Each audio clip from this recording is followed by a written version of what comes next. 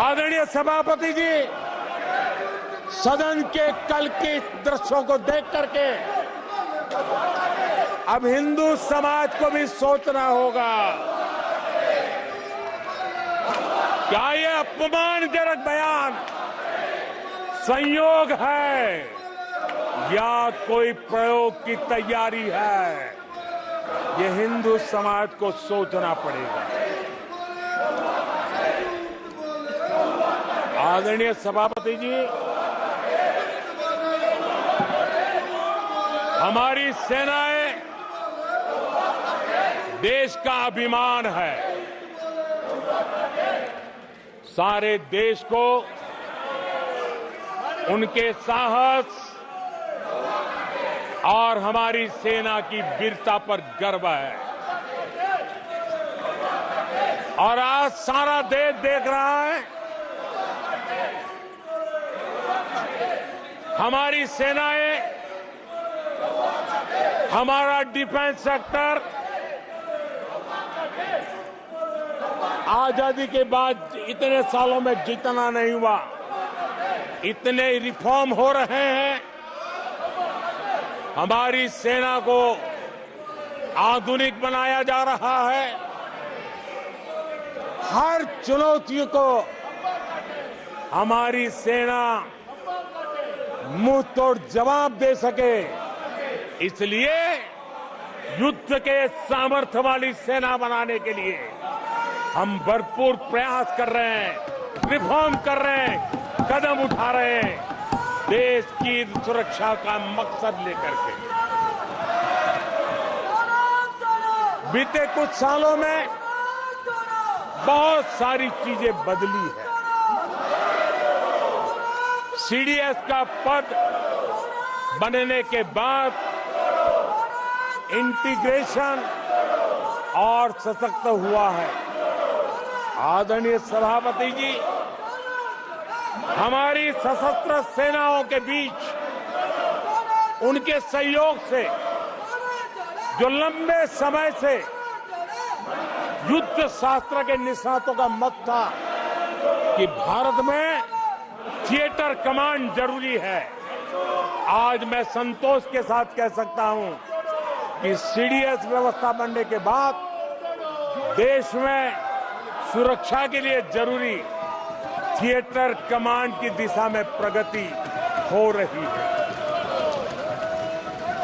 आदरणीय सभापति जी, आत्मनिर्भर भारत, उसमें हमारी सेना को आत्मनिर्भर बनाना, उसकी भी बहुत बड़ी महत्वपूर्ण भूमिका निभाई जा रही है। हमारी देश की सेना युवा होनी चाहिए। सेना दुश्मनों के दांत खट्टे करने के लिए होती है। हमें हमारे युवाओं पर भरोसा होना चाहिए।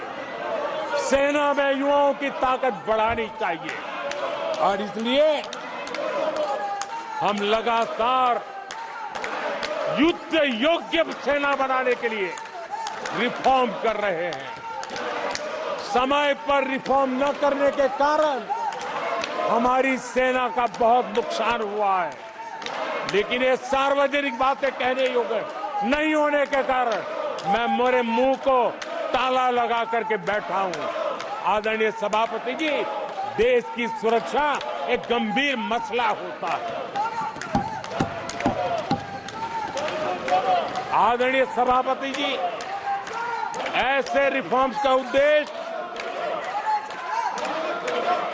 किसी भी परिस्थिति में, अब युद्ध के रूप बदल रहे हैं, संसाधन बदल रहे हैं, शस्त्र बदल रहे हैं, टेक्निक बदल रही है। ऐसे में हमें हमारी सेनाओं को उसी चुनौतियों के अनुरूप तैयार करना, ये बहुत बड़ी जिम्मेवारी होती है, जिसको निभाने के लिए गालियां खा करके भी, झूठे आरोप सह करके भी, मुंह पर ताला लगा करके हम काम कर रहे हैं। ऐसे समय देश की सेना को आधुनिक बनाना, सशक्त बनाने के ऐसे समय कांग्रेस क्या कर रही है? ये झूठ फैला रहे हैं। डिफेंस रिफॉर्म के प्रयासों को कमजोर करने का षड्यंत्र कर रहे हैं। आदरणीय सभापति जी, दरअसल कांग्रेस के लोग कभी भी भारतीय सेनाओं को ताकतवर होते नहीं देख सकते। आदरणीय सभापति जी, कौन नहीं जानता कि नेहरू जी के समय देश की सेनाएं कितनी कमजोर होती थी। हमारी सेनाओं में कांग्रेस ने जो लाखों करोड़ों के घोटाले किए, वही तरीका था जिसने देश की सेना को कमजोर किया है। ये देश की सेनाओं को कमजोर किया।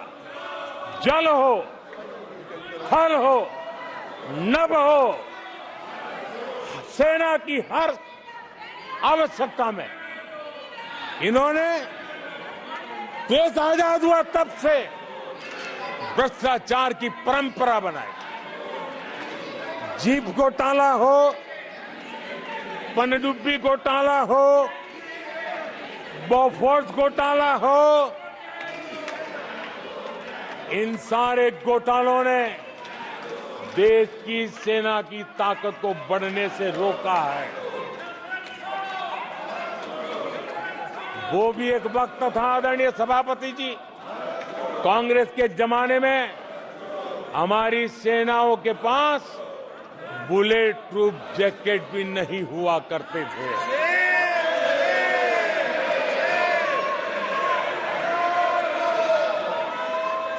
सत्ता में रहते हुए देश की सेना को तो बर्बाद किया ही किया, उसको कमजोर किया ही किया, लेकिन ये कारनामे विपक्ष में जाने के बाद भी चलते रहे। विपक्ष में जाने के बाद भी सेना को कमजोर करने के लगातार प्रयास होते रहे। जब ये कांग्रेस सरकार में थे तो फाइटर जेट नहीं लिए, और जब हमने कोशिश की तो कांग्रेस हर तरह की साजिश पर उतर आई। फाइटर जेट एयरफोर्स तक न पहुंच पाए, इसके लिए साजिशें की गई। और आदरणीय सभापति जी, ये बालक बुद्धि देखिए कि राफेल के छोटे छोटे खिलौने बना करके उड़ाने में मजा लेते थे, देश की सेना का मजाक उड़ाते थे। अध्यक्ष जी, कांग्रेस ऐसे हर कदम का, हर रिफॉर्म का विरोध करती है जो भारत की सेना को मजबूती दे, भारत की सेना को मजबूत बनाए। माननीय सदस्यों, सभा की कार्रवाई माननीय प्रधानमंत्री जी के भाषण तक के लिए बढ़ाई जाती है और सभा की कार्रवाई, सारी कार्रवाई पूरे होने तक बढ़ाई जाती है। आदरणीय सभापति जी, समय देने के लिए और समय का विस्तार करने के लिए मैं आपका हृदय से आभार व्यक्त करता हूं। आदरणीय सभापति जी, अब कांग्रेस के लोगों को ये पता चल गया है कि हमारे नौजवानों की ऊर्जा, हमारे सैनिकों का आत्मबल ही हमारे सशस्त्र बलों की सबसे बड़ी शक्ति है। और अब इस पर हमला करके और एक नया तरीका सेना में भर्ती को लेकर सरासर झूठ फैलाया जा रहा है ताकि लोग मेरे देश के नौजवान मेरे देश की रक्षा करने के लिए सेना में न जाए, उनको रोकने के लिए षड्यंत्र हो रहा है। आदरणीय सभापति जी, मैं इस सदन के माध्यम से जानना चाहता हूं, आखिर किसके लिए कांग्रेस हमारी सेनाओं को कमजोर करना चाहती है? किसके फायदे के लिए कांग्रेस वाले सेना के संबंध में इतना झूठ फैला रहे हैं?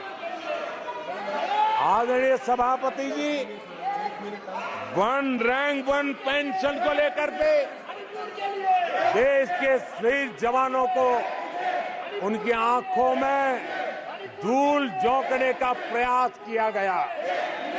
आदरणीय सभापति जी, हमारे देश में श्रीमती इंदिरा गांधी जी ने वन रैंक वन पेंशन की व्यवस्था को खत्म किया था।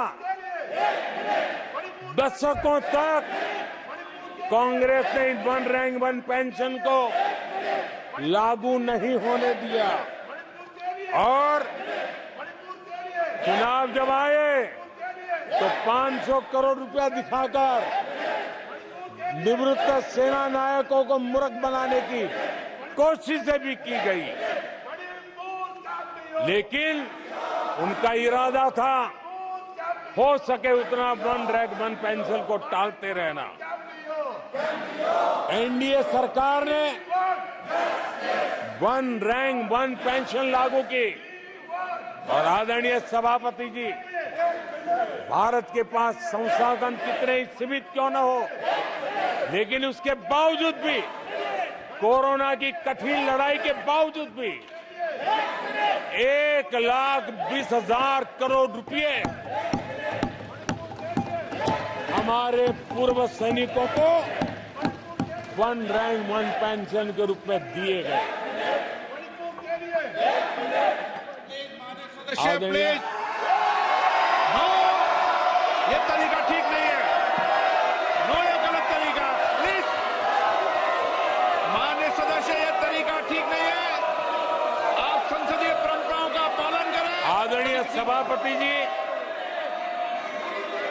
आदरणीय राष्ट्रपति महोदय ने अपने उद्घोषण में पेपर लीक पर भी चिंता जताई है। मैं भी देश के हर विद्यार्थी को, देश के हर नौजवानों को कहूंगा कि सरकार ऐसी घटनाओं को रोकने के लिए अत्यंत गंभीर है और युद्ध स्तर पर हम अपनी जिम्मेवारियों को पूरा करने के लिए एक के बाद एक कदम उठा रहे हैं। युवाओं के भविष्य के साथ खिलवाड़ करने वालों को कतई छोड़ा नहीं जाएगा। नीट के मामले में पूरे देश में लगातार गिरफ्तारियां की जा रही है। केंद्र सरकार पहले ही एक कड़ा कानून बना चुकी है। परीक्षा कराने वाले पूरे सिस्टम को पुख्ता करने के लिए जरूरी कदम उठाए जा रहे हैं। आदरणीय सभापति जी, एनडीए सरकार ने बीते 10 वर्षों में विकास को अपना सबसे बड़ा संकल्प बनाया है। आज हमारे सामने भारत को दुनिया की तीसरी सबसे बड़ी इकोनॉमी बनाने का संकल्प है।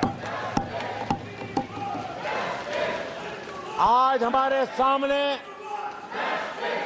आजादी के इतने सालों के बाद पीने का शुद्ध पानी पहुंचाने के लिए हर जल पहुंचाने का हमारा संकल्प है। आदरणीय सभापति जी, हर गरीब को आवाज देना ये हमारा संकल्प है। आदरणीय सभापति जी, भारत की विश्व में जैसे जैसे ताकत उभर रही है, हमारी सेनाओं को भी आत्मनिर्भर बनाने का हमारा दृढ़ संकल्प है।